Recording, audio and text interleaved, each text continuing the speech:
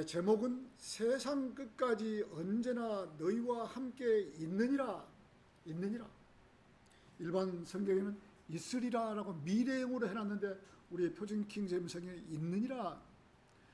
자, 우리 주님께서는 하나님이면서도 인간들의 죄를 용서해 주시려고 마리아에게 성령으로 잉태하셔서 세상에 태어나셔서 어린 유년 시절을 보내면서 30세가 되어서 하나님의 명령대로 사역을 시작을 했던 것입니다. 그 기간이 3년이라는 세월을 이 땅에서 하나님의 명령을 준수했던 것입니다. 왜 하나님께서는 사람들의 죄를 용서해 주시기 위해서 꼭 십자가의 질고를 지셔야만 했을까요? 아니면 어떠한 길이 없었을까요?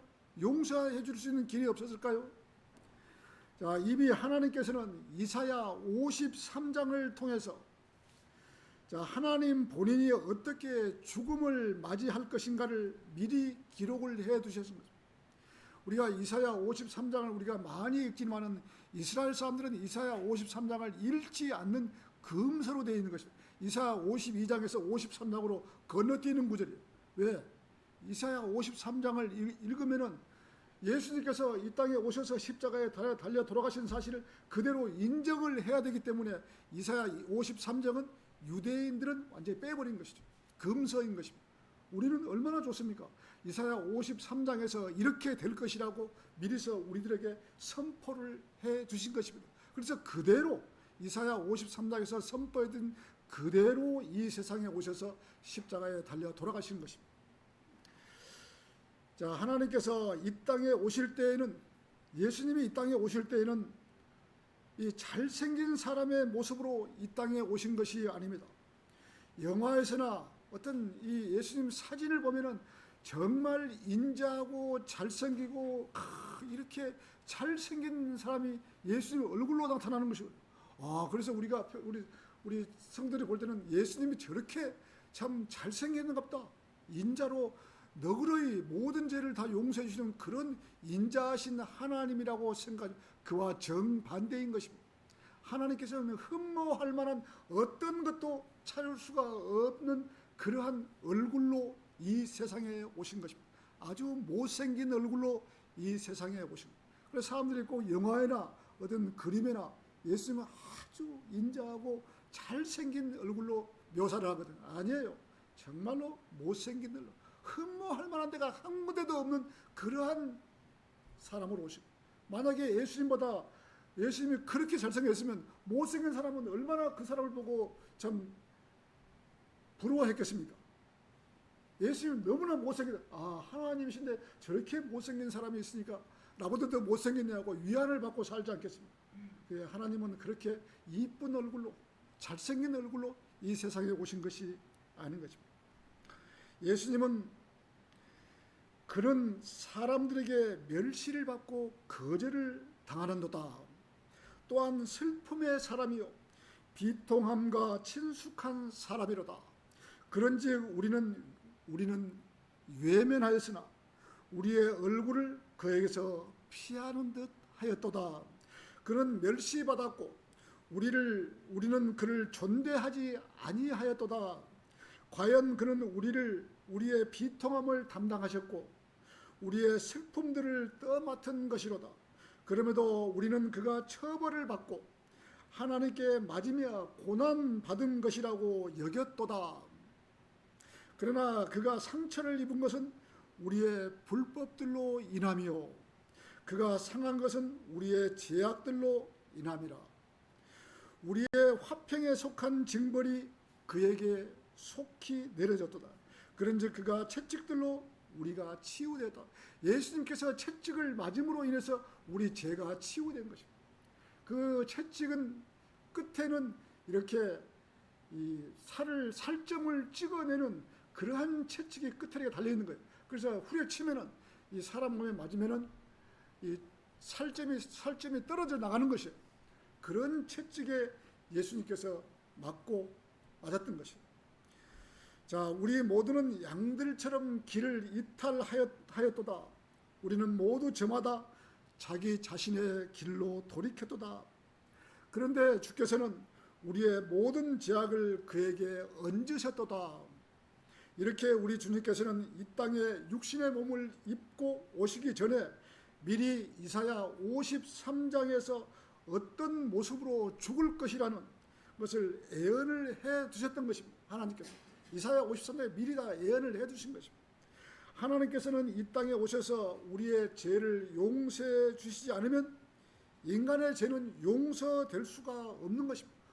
인간이 10억 명이 십자가에 달려 돌아가셨다 해도 인간이 인간의 죄를 용서할 수가 없는 것입니다.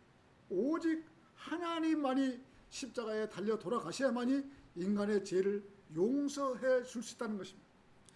아담 한 사람으로 인해서 먹지 말라는 선악과를 먹음으로써 인간들에게 죄가 들어왔고 또 모든 사람이 죄인이 되었던 것입니다. 그 죄를 용서해 주시려고 하나님께서는 이 땅에 오셔서 질고를 담당하셨던 것입니다.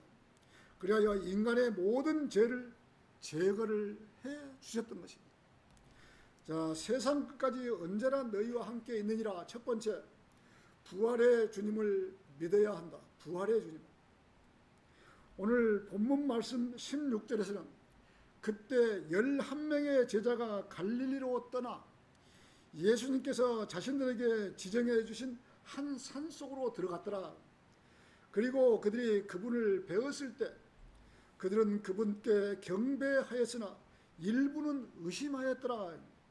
이 말씀은 예수님께서 십자가에 달려 돌아가시고 3일 후에 다시 살아나셔서 제자들 11명에게 갈릴리를 떠나 한 산속으로 들어가라고 분부를 내리셨던 것입니다. 그런데 제자들 중에는 예수님을, 이 부활하신 예수님을 의심하는 제자들도 있었다는 것입니다.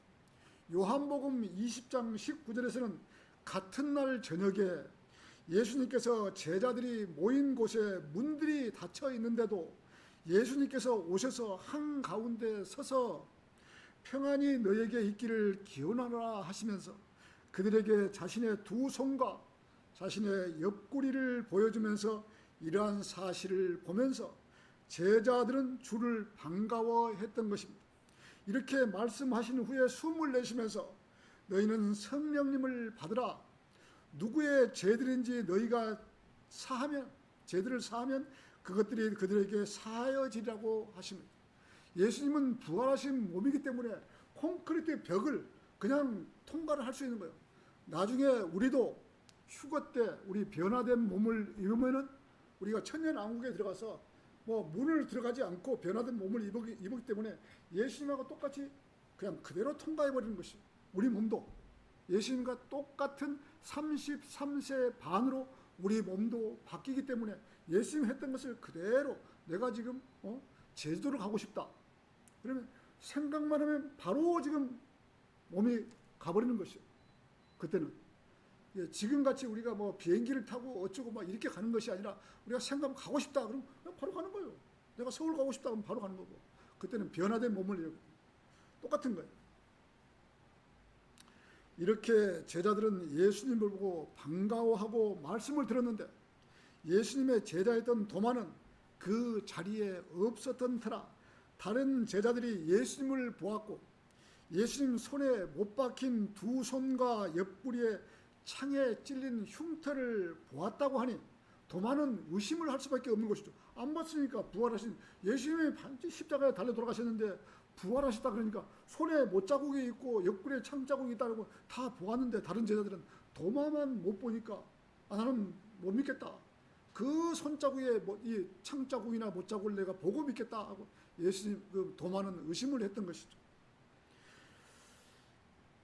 자, 도마는 예수님 옆구리에 손을 넣어보기 전에는 내가 믿지를 못하겠다 했던 것이다. 이런 다음 8일 후에 꼭 8일 후에 이렇게 성경에 보면 주님 부활하신 첫날에 7일 오늘 했으면 다음 주에는 8일 후에가 되는 것이죠. 8일 후에 오늘까지 해서 8일 후에 다시 제자들이 모여있는 곳에 오셔서 도마야 여기에 너의 손가락을 앞으로 내밀고 나의 두 손을 보라. 두 손을 지금 보라 하는 거죠. 그리고 여기에 너의 손을 앞으로 내밀어 너의 옆구리를 넣어 보라. 이 손에 못자국과 옆구리에 창자국을 넣어보고 네가 만져보고 이야기해라 이거지. 예수님은 지금 앞으로 우리가 만날 때 손에 못자국과 옆구리에 창자국이 있을 거예요. 근데 신천지 이만희는 자기가 구세주라 그러면은 손에 못자국이나 옆구리에 창자국이 있어야 될 거 아니에요? 없는 거예요. 가짜잖아요. 예수님은 있는데 왜 자기가 구세주라 하면서 옆구리에 창자국도 없는 사람이 구세주라고 그래요? 거짓말쟁이. 그리하여 믿음이 없는 자가 되지 말고 오직 믿는 자가 되라. 이에 도마가 흉터를 다 보시고 나의 주 나의 하나님이여 라고 도마가 자백을 했던 것이죠. 나의 주 나의 하나님이여 라고. 자, 예수님께서 도마에게 네가 나를 직접 보았기에 믿는도다. 보지 않았음에도 믿는 자들은 복을 받느니라고 하신 것입니다. 도마는 보고 예수님 창자국을 보고 믿었지만은 지금 현 시대에 지금 우리 같은 사람들, 여러분 같은 사람들 지금 안 보고 지금 믿잖아요. 지금 믿으니까 더 복을 받는 것이죠. 지금 이 시대에 구원받은 사람은 어떤 누구도 도마처럼 예수님의 손과 발의 옆구리에 못자국이나 창에 찔린 흉터를 보지 않고 믿음만으로써 구원을 받는 것입니다. 그렇기 때문에 예수님의 말씀대로 보지 않고 믿는 자는 복을 받는다고 했기에 우리들은 더 많은 복을 받을 것입니다. 자, 주님께서 도마에게 보여주신 몸은 실제적으로 주님께서 부활하셨다는 증거를, 확실한 증거를 보여주신 것이죠. 예수님 부활 안 했으면 우리는 말짱 헛거예요, 헛거. 그래서 이 사람들이 제가 했던 그 기독교 복음 침례에는 어떻게 보면 죽은 예수님만 믿는 거예요. 부활하신 예수님을 믿어야 되는데 죽은 예수님만 계속 믿고 있는 거예요. 예수님께서 나의 죄를 위해서 십자가에 죽었다. 이런 사실만 믿으면은 굉장히 반쪽짜리 구원이 될 수 있는 거예요.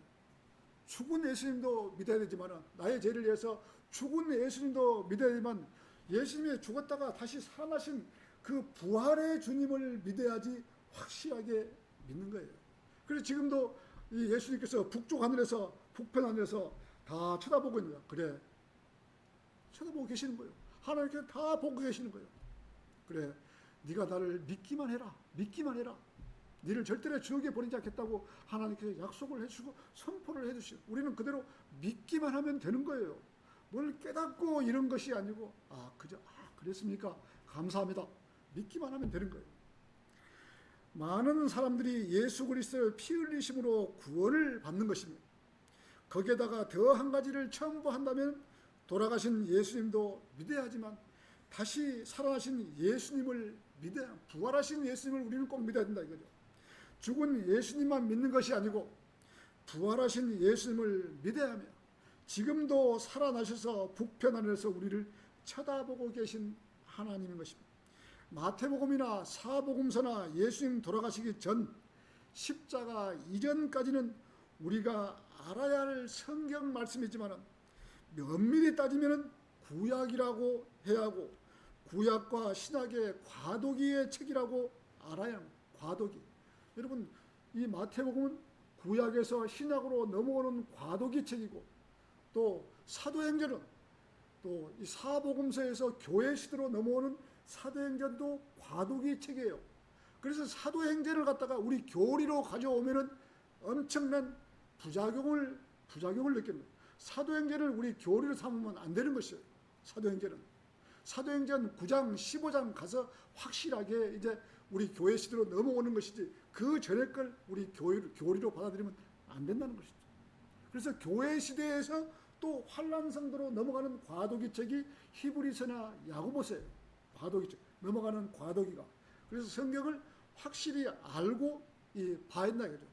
마태복음이나 히브리서, 마태복음 우리 넘어오는 과도기고 사도행전은 교회 시대로 넘어오는 과정이고 히브리서나 야고보서는 환란 시대로 넘어가는 과도기고 이런 과도기 책이라는 것을 알고 보셔야 된다. 우리가 지금 야고보서를 공부하고 있지만 얼마나 어려워요. 여러분들이 지금 다 지금 몇 시간을 해서 지금 야고보서를 공부를 했지만은 실제로 처음 딱 들어본 사람들은 야고보서가 가장 어려운 책이에요. 제가 33년을 있으면서도 야고보서를 이 설교를 들어본 적이 없는 거예요. 정확하게 분별을 가지고 이렇게 해주는 사람이 없는 거예요. 수많은 목사들이 있지만 그만큼 일반 교회에서는 안 하는 부분이기 때문에 어렵다는 것이죠. 자, 그래서 마태복음 28장에서는 예수님께서 부활하신 이후, 즉 피 흘리신 이후, 인간들의 모든 죄를 제거하신 이후에 제자들에게 명령하신 말씀이기에 지금 교회 시대 우리들에게 말씀이라고 보아야 하는 것입니다. 예수님 십자가 오른편 강도까지가 구약 성도들이고 그 이후는 피 흘리신 이후에는 우리가 주님의 보혈로 구원받았잖아요. 근데 주님 살아계실 때는 어떻게 했어요? 우리가 다 알고 있지만 저분이 하나님이다. 아, 저분이 예수 그리스도다. 주 예수 그리스도. 그렇게만 하면 그때 당시에는 살아계실 때는 구원받지 않았어요. 피는 그때 흘리지 않았으니까. 자, 18절에서는 그런 다음에 예수님께서 오셔서 그들에게 이같이 일러 말씀하셨느니라. 하늘에 있는 모든 권능과 땅에 있는 모든 권능이 나에게 주어졌도다라고 하신 것입니다. 예수님께서는 분명히 십자가에 달려 돌아가셨는데 이때까지만 해도 사탄은 자기가 이겼다고 지금 생각했지만 예수 그리스도께서 장사되셨다가 살아나 버렸기에 오히려 예수님이 승리를 하신 것입니다. 사탄은 예수님은 딱 십자가에 돌아가시니까 아, 내가 이겼다 이렇게 하지만은 살아나 버리시니까 그야말로 사탄은 진 것이죠. 그러시면서 하늘에 있는 모든 권능과 땅에 있는 모든 권능이 예수님께 주어졌던 것입니다.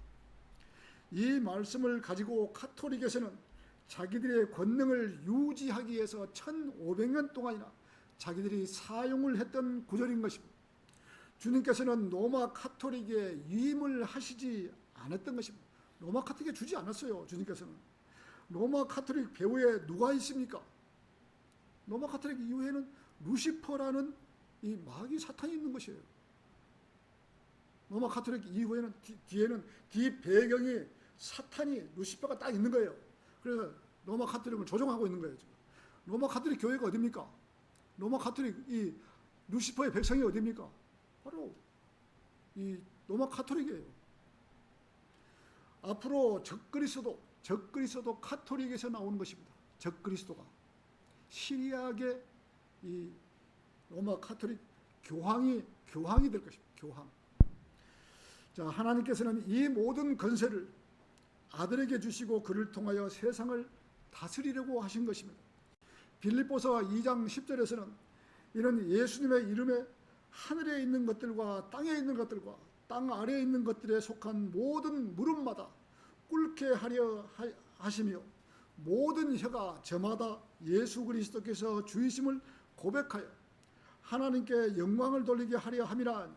그러나 이 세상은 지금 이 시대에 아들에게 복종하지 않고 사탄에게 복종하고 있는 것입니다. 온 세상이 지금 사탄에게 복종하고 있는 거예요.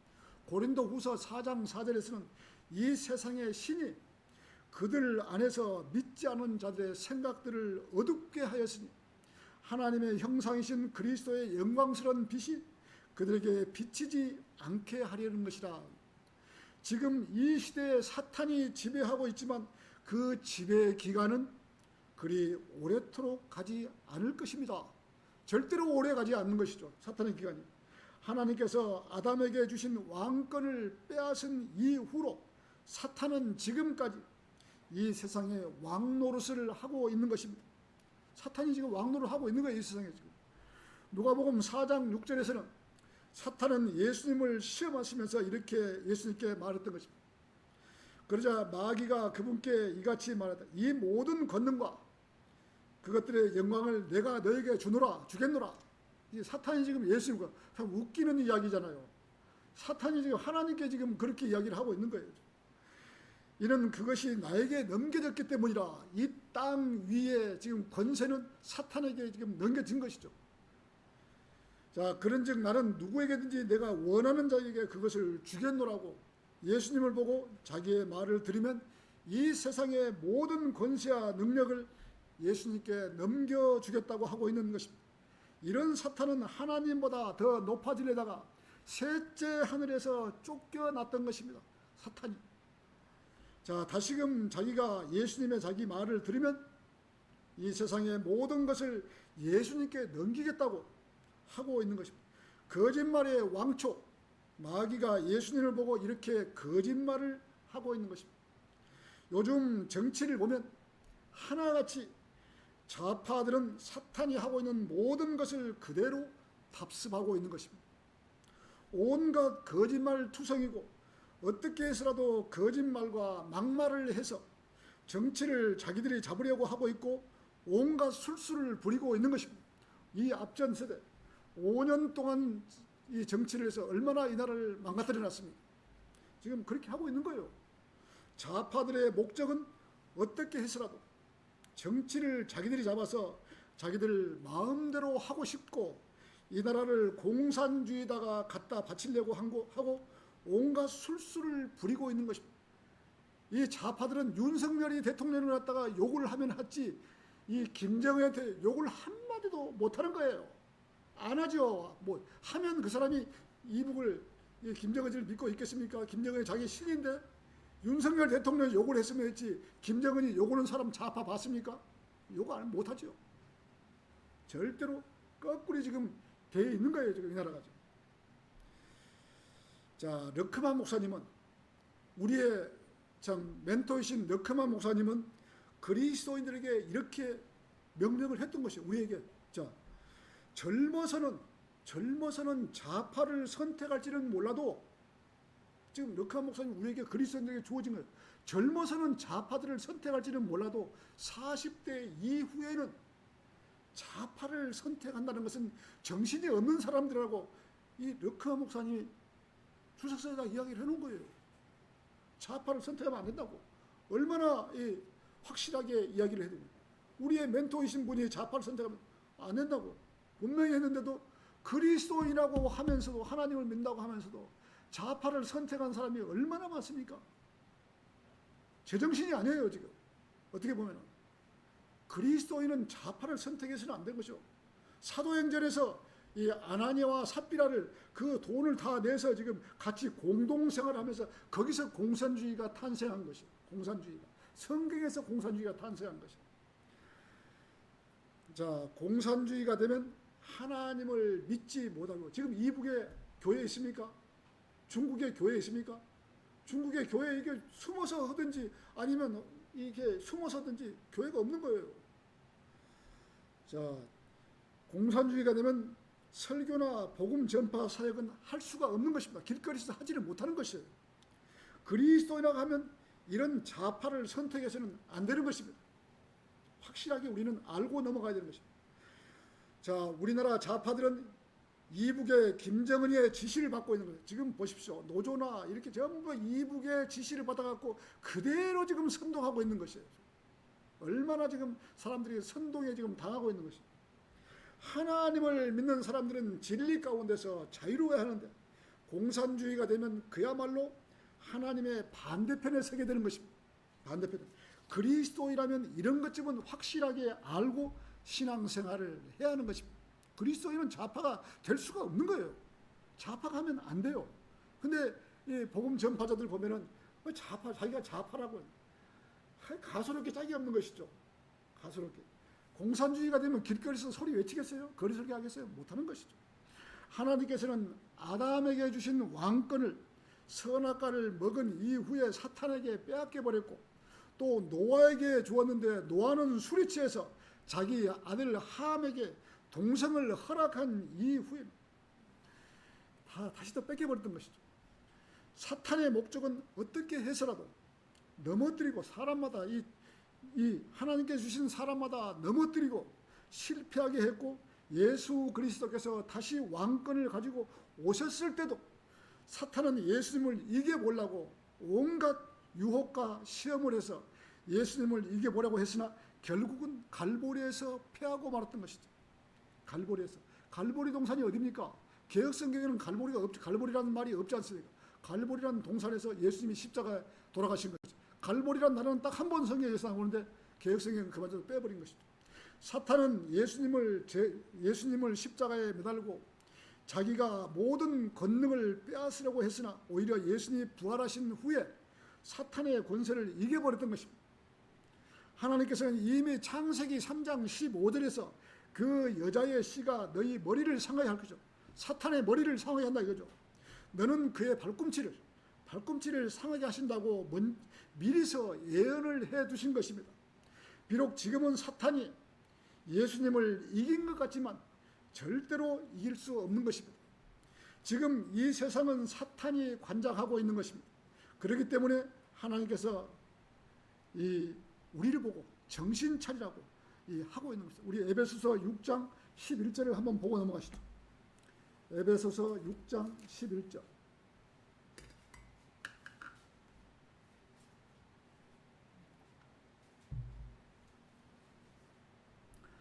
자, 찾으셨습니까? 하나님의 전신갑주를 입으라. 이는 너희가 능히 마귀의 계략을 대적하여 설 수 있게 하려 함이라. 이는 우리가 혈과 육을 대적하여 맞붙어 싸우는 것이 아니요 오직 정사들을 대적하고 권능들을 대적하며 이 세상의 어둠의 주관자들을 대적하고 높은 곳들에 있는 영적하게, 어둠의 주관자들과 높은 곳에 있는 영적하게 다 이 계급이 있는 이 악령들 계급이 다 있다 이거죠. 대적하여 맞붙어 싸우기 때문이라. 이런 이유로 너희는 하나님의 전신갑주를 입으라. 이는 너희가 악한 날에 모든 일을 수행한 후에도 서 있게 하려 하며 악한 날에 능히 견뎌낼 수 있게 하려 함이라. 그러므로 진리로 너희 허리띠를 동여매고 서 있으라. 그리고 의의 흉납을 입으라.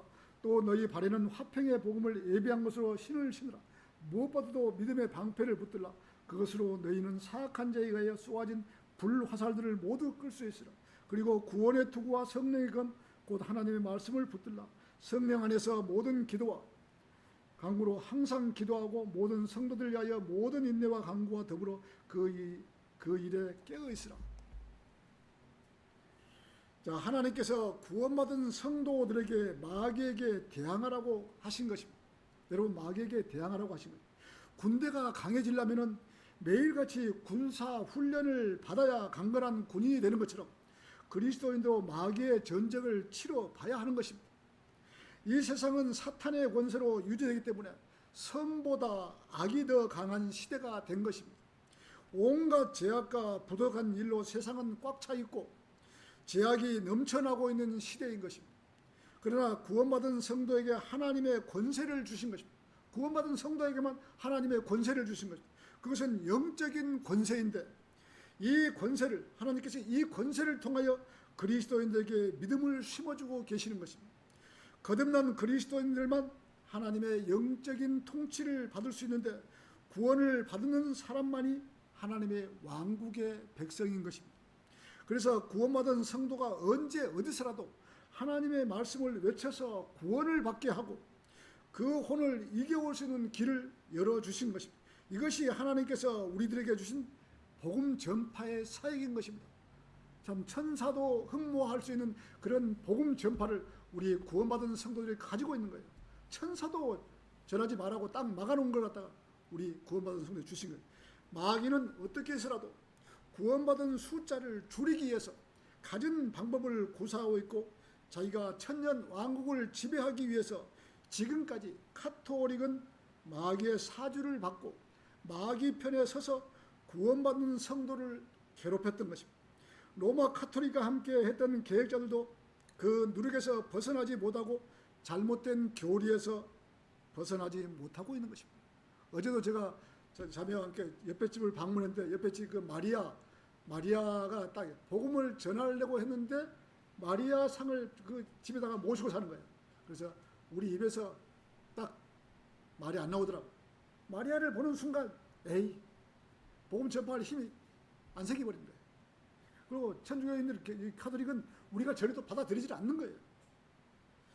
자, 우리나라 개신교에서 유명하다고 인정해주는 존 칼빈은 지금 이 장로교에서 최고로 치는 사람이 지금 존 칼빈이에요. 우리가 볼 때는 칼빈은 아무것도 아니에요.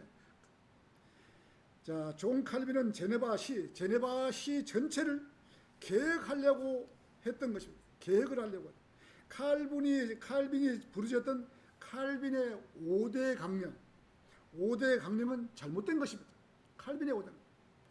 자, 이런 칼빈이 제네바시 전체를 교회 법으로 다스렸고 그 도시를 또 천국에 그 도시의 천국을 가져오려고 시도를 했던 사람이 바로 칼빈이에요. 존 칼빈이. 결국 그 계획은 세상 정치로 끝나버렸던 것이죠.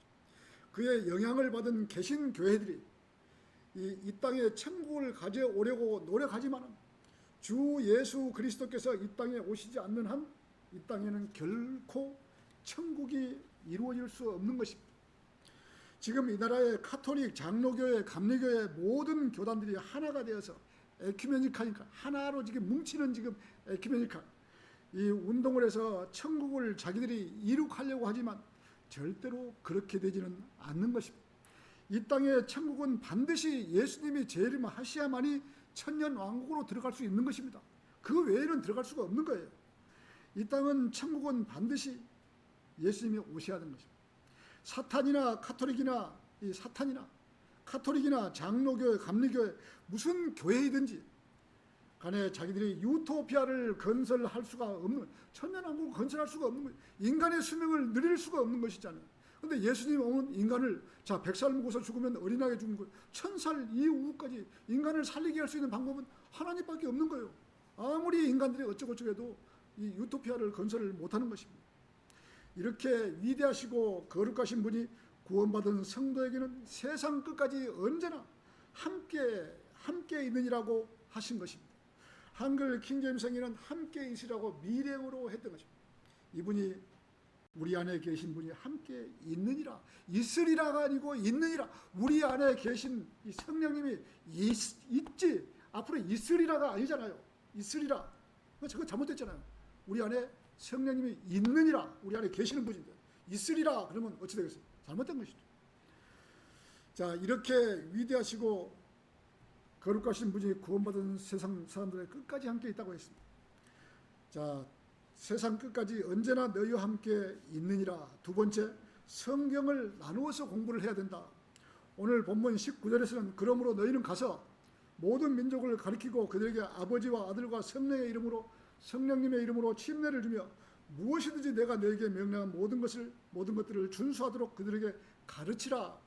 그런즉 보라 내가 세상 끝까지라도 언제나 너와 함께 있느니라. 아멘. 있느니라 그랬단 말이에요. 있으리라가 아니고 있느니라. 이렇게 마태복음을 끝을 맺고 있는 것입니다.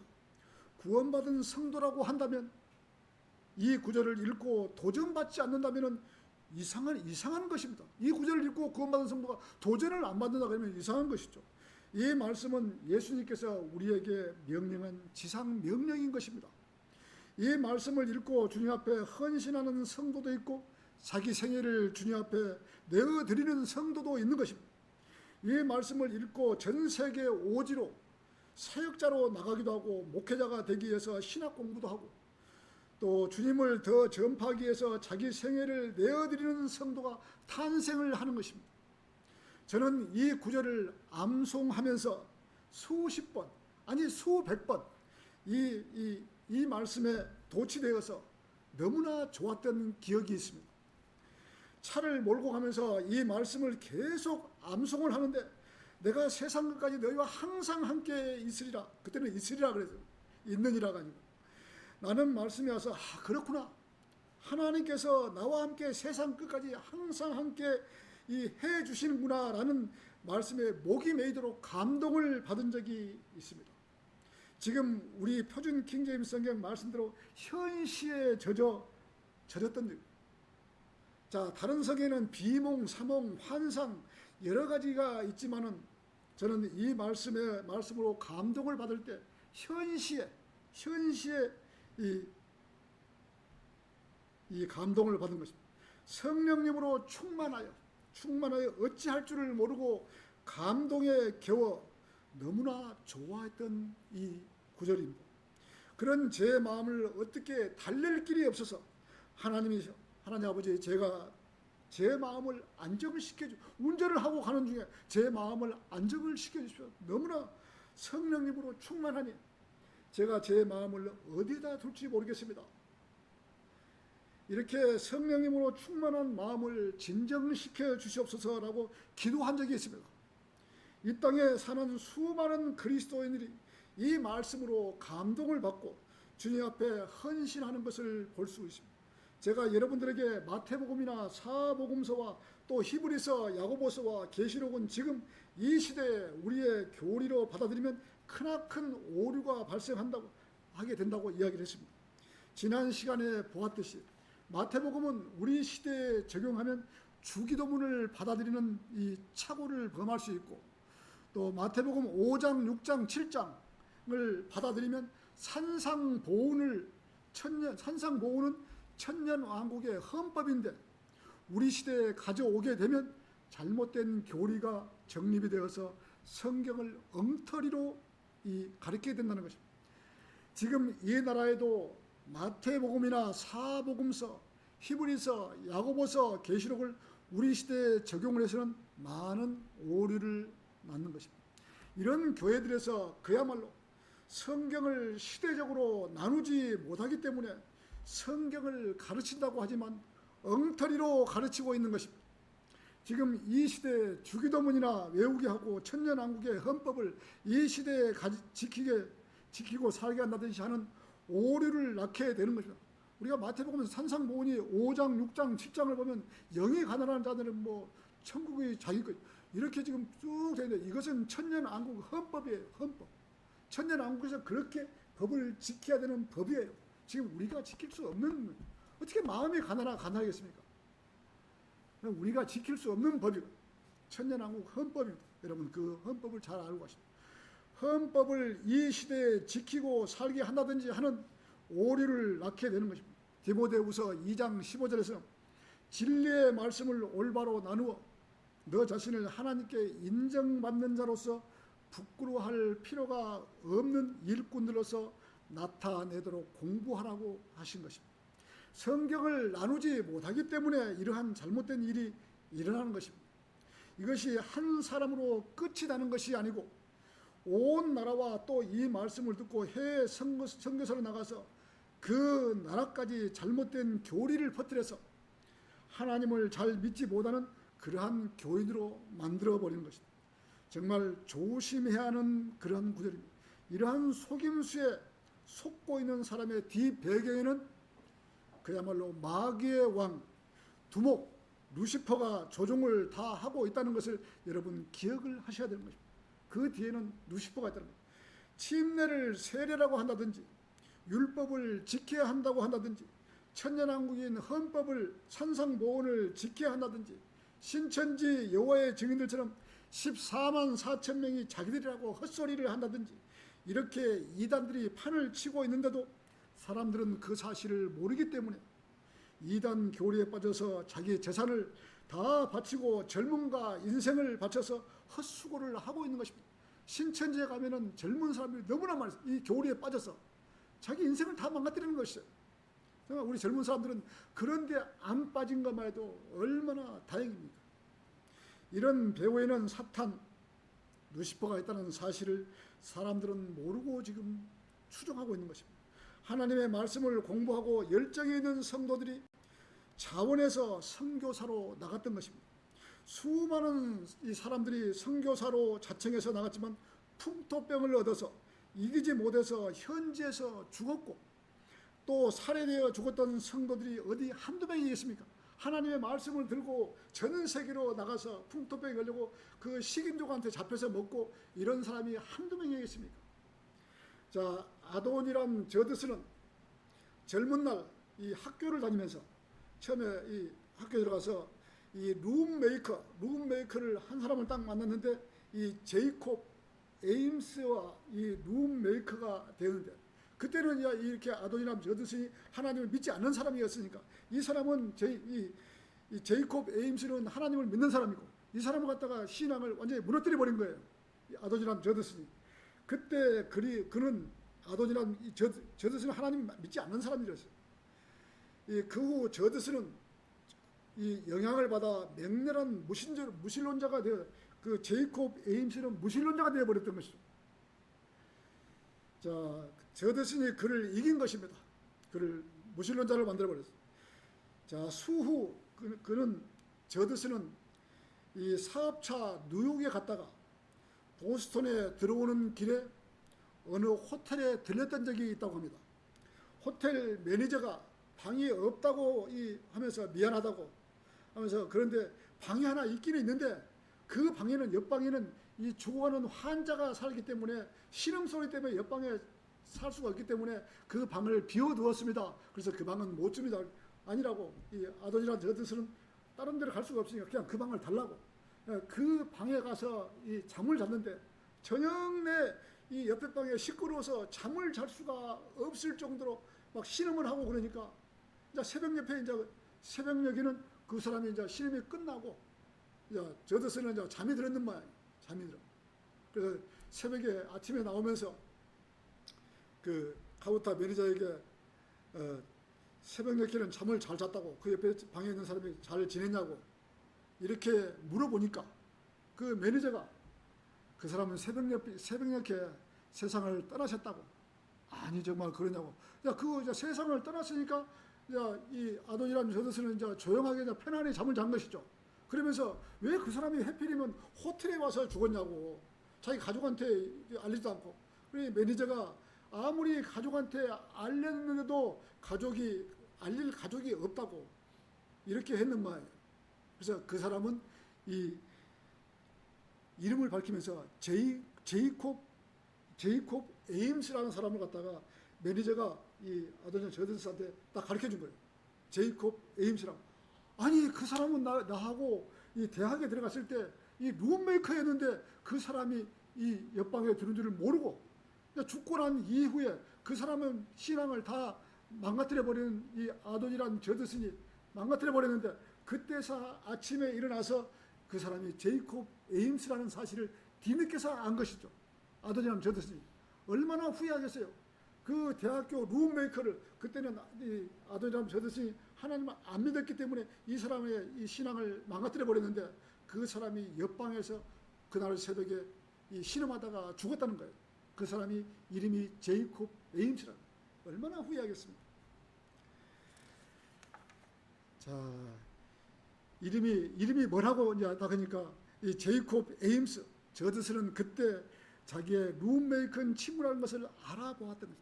저드스는 기갓길에 오면서 눈물이 앞을 가려서 똑바로 볼 수가 없었다고 합니다. 얼마나 자기가 했던 일이 미안하니까. 자, 죽음과 지옥이라는 두 단어가 내 마음에 요동을 쳤습니다. 나는 길을 멈추고 바닥에 텁썩 주저앉아 나의 하나님을 배반하고 내 친구 제이콥 에임스가 가지고 있던 신앙을 무너뜨린 일을 얼마나 후회하고 크게 자백하고 통회를 했다고 합니다. 아도니람 저드스는, 그 유명한 사람도 이러한 경험은 아도니람 저드스는 생의 방향을 180도로 바꾸었다는 것입니다. 그는 인도로 선교를 나갔는데 거기서 쫓겨나서 버마로 옮겼다고 합니다. 아내가 잇따라 죽고, 결혼하면 또 아내가 죽고, 또 결혼하면 아내가 죽고, 아내가 2명이나 죽었다고 합니다. 세 자녀도 죽었고 동역자도 죽었고, 저드스는 7년을 전도한 끝에 버마 사람, 현지인 사람을 한 사람을 갖다가 구원을 받게 했다. 그리스도교를 인도를 했던 것입니다. 그 후에 많은 버마 사람들이, 지금 현재 미얀마지요. 우리나라 이제 대통령, 전두환 대통령 가서 뭐 18명인가 우리 산부 요인들 다 죽인 데가 지금 버마잖아요. 미얀마. 하나님을 믿는 까닭에 버마 당국에 체포가 되어서 자 18개월 동안 형무소에서 생활하고 난 이후에 고국으로 귀가하는 길에 배 타고 가는 중에 이 배에서 사망을 했다고 합니다. 아도니라 저드스 얼마나 참 그 친구를 죽였던 것이 후회가 되겠습니다. 그의 묘배는 대양이 그의 무덤이며 버마 성경이 그의 기념비이다. 그래도 아도니라 저드스는 버마 말을 배워가지고 버마를 성경을 버마어로 이 성경을 번역을 했다는 것이죠. 지금 미얀마 성경이 지금 아도니라 저드스니 성경을 번역해 줍니다. 그 묘비에는 대양이 그의 무덤이라고. 근데 이렇게 우리나라 보면은 이 무덤에 가면은 묘비가 보면은 뭐 김해 김씨 무슨 뭐 멧돼손 아니면 뭐 이게 현고 학생 부군 신이 우리나라 기껏 해봐야 이 묘비에는 지금 그 정도밖에 지금 안 써진 거예요. 자기가 뭐 장로 뭐 이렇게. 근데 이 묘비가 어떤 사람은 나도 당신처럼 그렇게 쳐다보고 있었어. 젊은 날에 묘비를 갖다가 그걸 갖다가 나도 당신처럼 그렇게 쳐다보고 있어. 당신도 그렇게 이렇게 묘에 온다 이거죠. 당신도. 어떤 사람은 에이 나는 괜히 왔다 가네. 이런 묘비도 한국 사람들은 지금 묘비에 지금 그걸 갖다가 이게 고정적인 틀에 지금 뭐 현고 학생 부근신이 뭐 이렇게 나든가 뭐 김해 김씨 뭐 이렇게 나든가 이런데 외국 사람들은 자기 할 말을 하는 모양이야. 에이 괜히 왔다 가네. 묘비에다가 이렇게 적는 사람도 있다고 그래요. 자, 성도가 구원받은 이후에 어떤 성도들은 하나님의 말씀에 반응하여 선교사로 나가든지 아니면 어느 지역에 나가서 하나님의 말씀을 외치면 한 혼이라도 구원받게 하려고 애쓰는 성도가 있는가 하면 어떤 성도는 구원받은 것이 감사함도 못 느끼고 그것쯤이야 하는 성도도 있을 것입니다. 그냥 구원받은 것이 아주 값어치 없게 느끼는 사람들이 세상에 수없이 많이 있다 이거죠. 구원을 받아놓고도 하나님께서 육신을 입고 오셔서 십자가에서 죽기까지 하시면서 인간들의 죄를 용서해 놓았는데도 그 사실이 마음에 크게 와 닿지 않기 때문에 구원받은 것이 길을 가다가 어떤 500원짜리 동전 하나 주신 게 그 정도밖에로 느끼지를 않는다는 것이 한국 사람. 그렇게 큰 구원을, 지옥에 가지 않는 구원을 줬는데도 길거리에 가다가 500원짜리 동전 하나 주고 이걸 버릴 수도 없고 갖고 갈 수도 없고 버리자니 아깝고 그냥 담고 가는 그 정도로 알고 살아가는 한국 사람들이 있다는 것이에요. 자, 내가 얼마든지, 자, 이런 사람들은 앞으로 얼마든지 이제 가서 이제 후회하고 살 거예요. 내가 얼마든지 잘할 수 있는 기회가 있었고, 잘할 수 있었는데, 라고 후회하고 살 거예요. 영원 무궁토록 후회하고 살 거예요. 인생은 어차피 한 세상을 살게 된다면, 세상을 위해서, 자기 육신을 위해서 살아가면 아무런 보상이 없을 것이고, 어차피 한 세상을 살아가는 길이라고 생각하면, 하나님의 말씀을 위해서 살았다면, 그 삶의 생애가 가장 잘 살았던 사람이 될 것입니다. 영원토록 후회하지 않고 살 수 있는 길이라면 이 땅에서 육신으로 있는 동안 하나님을 위해 살았던 사람이 가장 큰 복을 받고 살았던 사람이 될 것입니다. 자, 오늘 결론을 맺겠습니다. 그리스도이라고 하면 그래도 세상에서 하나님의 복을 받고 사는 사람들인 것입니다. 자, 구원받지 못하고 지옥으로 가는 사람의 비유를 한다면 정말 구원받은 그 자체가 대단한 축복이에요. 이보다 더 축복이 없는 거예요. 돈을 수십조 원을 준다 해도 구원하고 바꿀 수는 없는 것이에요. 이렇게 하나님께서 구원을 받게 했는데도 이 세상을 사는 날 동안 하나님을 위해서 아무런 도움이 되지 않았다면 하나님께서 원망하실 것입니다. 야, 너 그 정도밖에 못 살았냐? 하나님께서 이렇게 마태복음을 끝을 맺으면서 그러므로 너희는 가서 아버지와 아들과 성령의 이름으로 침례를 주고 내가 너에게 모든 것을 가르쳐준 대로 지키게 하라. 보라, 세상까지 내가 너희와 항상 함께 언제나 항상 있느니라. 이렇게 선포를, 이 말씀에 얼마나 감동을 받았습니까? 제가 그 감동을 받고 한동안 너무나 감사해서 한 기억이 있습니다. 이렇게 우리는 이런 마태복음을 끝내면서 하나님께서 우리에게 주신 이 사역을 번복을 하면 안 된다는 것이죠. 우리가 그대로 받아들이고 말씀을 전해야 됩니다. 제 안에 계신 하나님께서 세상 끝까지 여러분과 저와 함께 계신다는 말씀에 얼마나 힘이 되고 마음의 위로가 되는 줄 아십니까? 우리가 구원받을 때 제 안에 들어오신 성령 하나님이 우리가 세상을 사는 날 동안 언제나 항상 함께 하신다는 그 말씀에 엄청난 힘을 얻고 있는 거예요. 제 안에 하나님께 성령께서 계시다는 것이 얼마나 힘을 얻고 삽니까? 우리 안에 계신 성령님이 우리의 일거수일투족을 다 알고 계시고 또 관찰하시고 우리들의 속마음을 다 알고 계시기에 우리는 함부로 세상을 살지를 못하는 것입니다. 구원받은 사람, 우리 구원받은 성도들이 이 세상을 떠날 때까지 우리를 구원해 주신 하나님을 위해서 살아야 하는 것입니다. 자, 설교를 마치겠습니다.